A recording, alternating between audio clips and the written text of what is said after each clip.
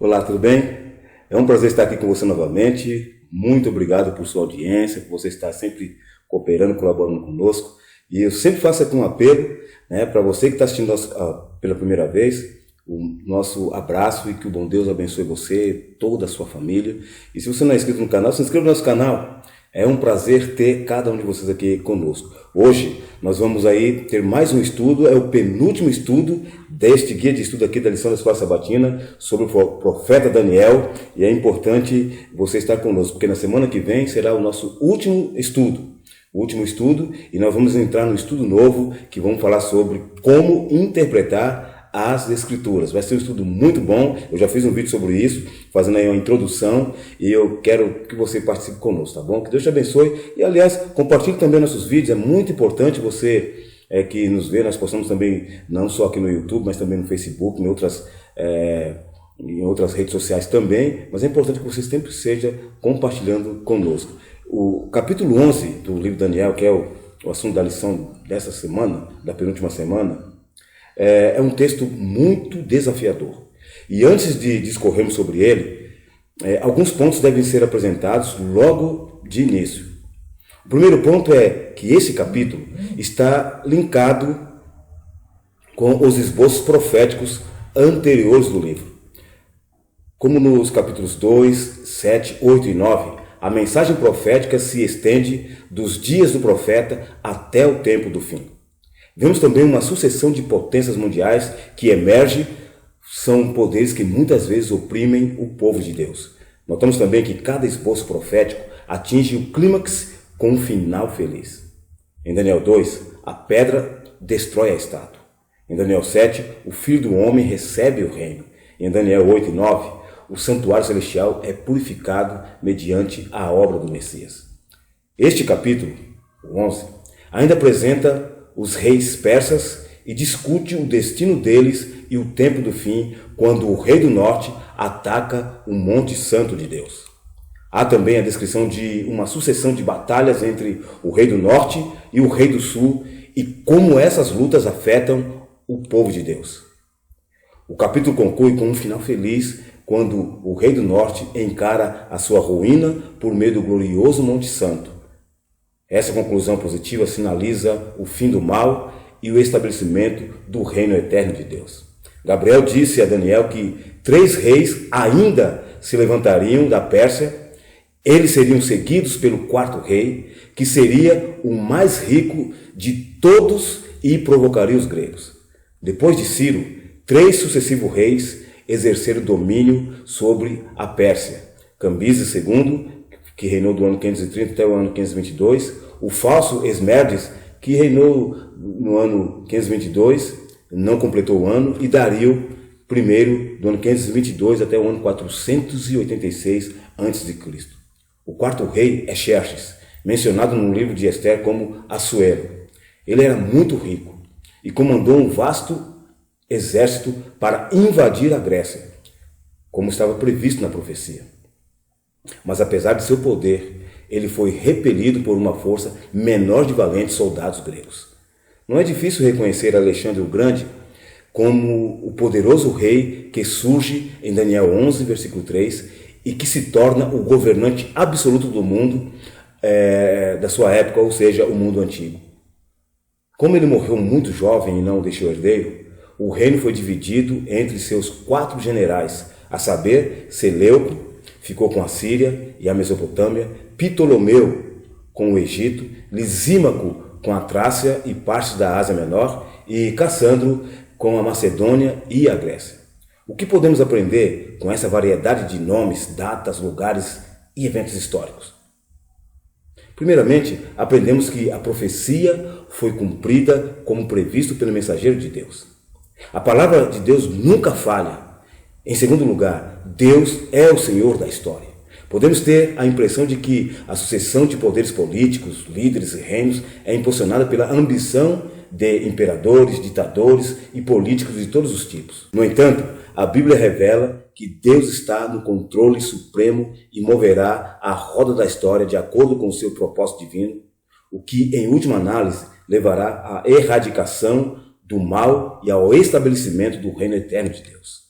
Como vimos anteriormente, Após a morte de Alexandre o Grande, no ano 523, o vasto império grego foi dividido entre seus 4 generais.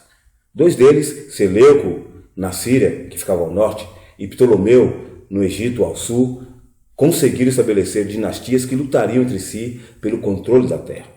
Eles tentaram, por meio de casamento, se unirem para que desta forma dominasse o mundo. No entanto, esse acordo não durou e o conflito que envolvia diretamente o povo de Deus logo foi retomado. Portanto, Daniel 11 trata de alguns eventos importantes que afetariam a vida do povo de Deus durante séculos após a morte do profeta Daniel. Daí pode surgir uma pergunta: por que o Senhor revelou antecipadamente todos esses detalhes sobre as guerras envolvendo reinos que lutariam entre si pela supremacia naquela parte do mundo? A razão é simples: essas guerras afetariam o povo de Deus. Então o Senhor anunciou de antemão os muitos desafios que o seu povo enfrentaria nos anos futuros. Além disso, Deus é o Senhor da história. E ao compararmos o registro profético com os eventos históricos, podemos ver novamente que a palavra profética foi cumprida. O Deus que predisse as vicissitudes daqueles reinos helenísticos que lutaram entre si é o Senhor que conhece o futuro. Ele é digno de nossa confiança e fé. É um Deus grande, não um ídolo fabricado pela imaginação humana. Ele não apenas dirige o curso dos eventos históricos, mas também pode dirigir a minha vida e a sua vida, se assim permitirmos que Ele assim o faça. Em Daniel 11:16 parece ser descrita uma transição no poder dos reis helenistas para a Roma pagã. O texto fala sobre a terra gloriosa, e a terra gloriosa é Jerusalém, região em que existiu o antigo Israel, e um novo poder que ocupou essa região foi Roma pagã. A expressão um cobrador de imposto, Daniel 11:20, deve ser uma referência a César Augusto. Foi durante o seu reinado que Jesus nasceu, visto que Maria e José viajaram para Belém para a realização do censo. Além disso, de acordo com a profecia, esse governante seria sucedido por um homem vil. Daniel 11:21. Um fato ainda mais importante é que, de acordo com o texto bíblico, durante o reinado de Tibério, o homem vil do verso 21, o príncipe da aliança seria quebrado. Isso claramente se refere à crucificação de Cristo, também chamado de ungido e príncipe, visto que ele foi morto durante o reinado de Tibério. E quem era o príncipe da aliança? Não pode ser outro senão Jesus. Esses eventos históricos nos dão novamente uma evidência poderosa da surpreendente presciência de Deus. Se ele teve razão a respeito de tudo o que ocorreu antes do cumprimento dessas profecias, podemos certamente confiar em suas declarações quanto ao que ocorrerá no futuro bem próximo. Daniel 11, do 29 a 39, se refere a um novo sistema de poder. Embora esse sistema esteja em continuidade com o Império Romano pagão e tenha herdado algumas características de seu antecessor, parece ser diferente em alguns aspectos. O texto bíblico de Daniel 11:29 afirma: não será nesta última vez como foi na primeira.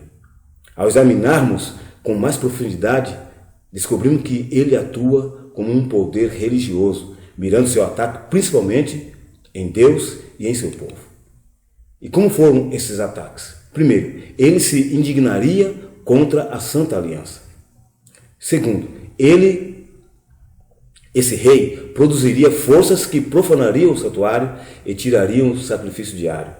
Terceiro, como consequência de seu ataque ao santuário, esse poder estabelece a abominação desoladora no templo de Deus. E o quarto, esse poder persegue o povo de Deus. E quinto, esse rei se levantaria e se engrandeceria sobre todo Deus, contra o Deus dos deuses, e falaria coisas incríveis. A expressão tempo do fim aparece apenas em Daniel. O exame das profecias de Daniel indica que o tempo do fim se estende da queda do papado em 1798 até a ressurreição dos mortos.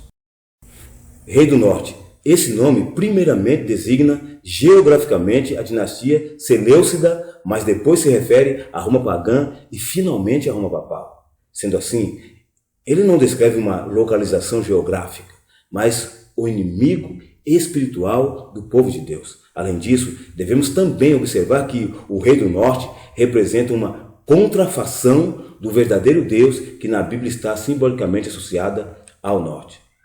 Rei do Sul. Esse nome primeiramente designa a dinastia Ptolomaica no Egito, que ficava ao sul da Terra Santa. Mas à medida que a profecia se desenvolve, ele adquire uma dimensão teológica e é associado por alguns estudiosos ao ateísmo. Ellen White comenta a referência ao Egito em Apocalipse 11:8 e declarou: isto é ateísmo. O glorioso Monte Santo. Nos tempos antigos, do Antigo Testamento, melhor dizendo, essa expressão se referia a Sião, capital e centro de Israel, e geograficamente localizada na Terra Prometida. Depois da cruz, o povo de Deus não é mais definido segundo linhas étnicas e geográficas. Portanto, o Monte Santo deve ser uma designação simbólica do povo de Deus espalhado pelo mundo todo. Vamos ver o que nós aprendemos. Primeiro, o Rei do Sul, que simbolicamente é o ateísmo, ataca o Rei do Norte, que é a Roma Papal. Ou seja, a Revolução Francesa tentou erradicar a religião e derrotar o papado, mas falhou. Segundo, o Rei do Norte, que é a Roma Papal, ataca e derrota o Rei do Sul, que é o ateísmo. As forças da religião, lideradas pelo papado e seus aliados, acabarão vencendo as forças do ateísmo e formarão uma coalizão com o inimigo derrotado. Terceiro, Edom, Moabe e o notável povo de Amon escaparão. Alguns dos que não são contados entre o povo verdadeiro de Deus se juntarão ao aprisco na última hora. Quarto, o Rei do Norte se prepara para atacar o Monte Santo, mas chega ao fim. As forças do mal são destruídas e o reino de Deus é estabelecido. Agora, como podemos nos consolar ao saber que, no final, Deus e seu povo serão vitoriosos? Nos registros da história humana, o desenvolvimento das nações, o nascimento e a queda dos impérios aparece como que dependendo da vontade e do poder do homem. O decorrer dos acontecimentos parece determinado em grande medida por seu poder, ambição ou capricho. Mas na palavra de Deus, a cortina é afastada e podemos ver acima, por detrás e pelos lados as partidas e contrapartidas de interesse, poder e desejos humanos. Os agentes do Todo-Poderoso, do Todo-Misericordioso, executando paciente e silenciosamente os conselhos de sua própria vontade. O que o capítulo 11 do profeta Daniel quer nos mostrar é que Deus está no controle de todas as coisas. Deus mostrou para Daniel coisas que iriam acontecer muito depois de sua morte. E todas essas coisas têm acontecido. Ou seja, você e eu, que estudamos as profecias, que entendemos as profecias segundo a palavra de Deus, sabemos o fim de todas as coisas. E eu sou feliz por isso, porque eu sei de que lado da história eu estou. Eu estou do lado que será vitorioso e vou subir para a honra e glória de Deus com Ele, com o meu Senhor Jesus Cristo, para as nuvens dos céus. O profeta Daniel, ele tinha certeza disso. Nós estamos vivendo no tempo do fim e precisamos nos arregimentar, precisamos nos estar juntos, ligados um ao outro, para que esse grande dia, quando chegar, todos nós estejamos preparados para subir com o nosso Senhor para as mansões celestiais. Que o bom Deus abençoe você, que Ele guarde a sua vida e que você entenda o propósito dEle na sua vida e que você permita o Espírito Santo de Deus trabalhar em seu coração. Que o bom Deus te abençoe, que Ele te guarde. Esse é o meu desejo, essa é a minha oração. Fique na paz, fique com Deus.